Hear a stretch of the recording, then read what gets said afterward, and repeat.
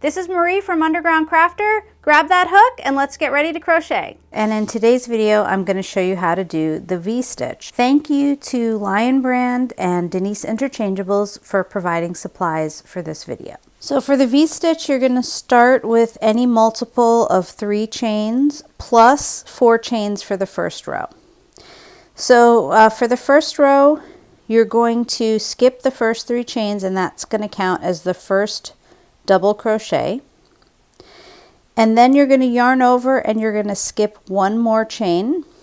So your hook is going to go into the 5th chain. So you're skipping 3 as the first double crochet, and then 4 as the bottom of the V-stitch.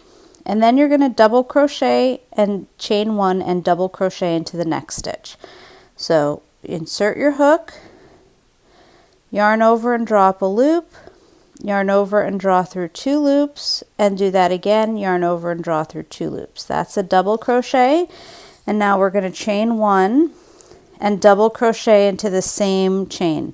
So yarn over, inserting our hook into that same loop, yarn over and draw up a loop, yarn over and draw through 2 loops, and yarn over and draw through 2 loops. Now we're going to skip 1 chain.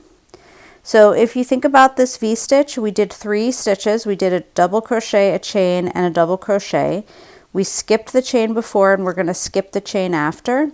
And we're going to do that for every V-stitch. So although most V-stitch patterns will tell you to skip 1 after the V-stitch and 1 before the V-stitch, you can also think about that as skipping 2.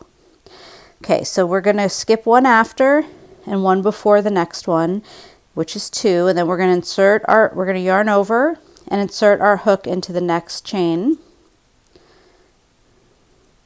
Yarn over and draw up a loop, yarn over and go through 2 loops, and yarn over and go through 2 loops as our double crochet.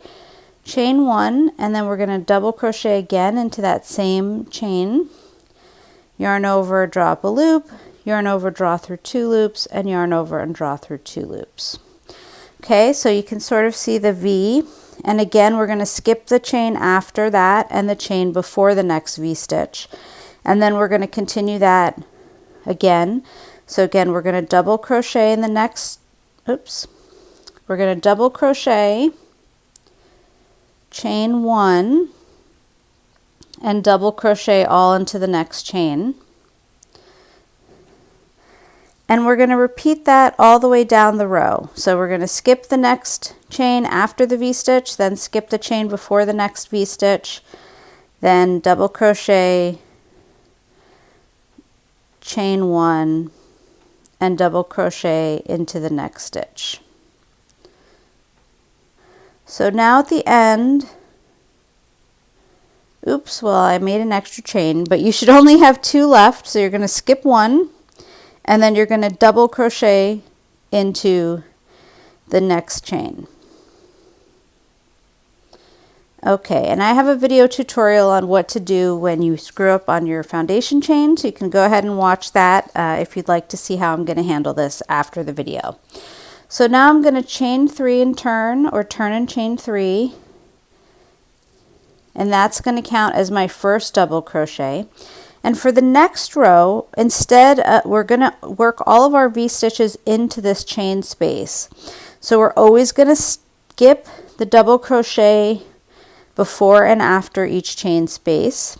And we're going to work that V-stitch, which is the double crochet, chain 1, double crochet into the chain 1 space. So it'll be a little easier. This becomes one of those stitches you can sort of do while you're like watching TV, because you're working into chain spaces. So you can sort of feel them. So you're going to skip this double crochet at the end of this V-stitch, and then this one at the start of the next V-stitch, and you're going to V-stitch into that chain 1 space. We're going to keep doing that all the way across.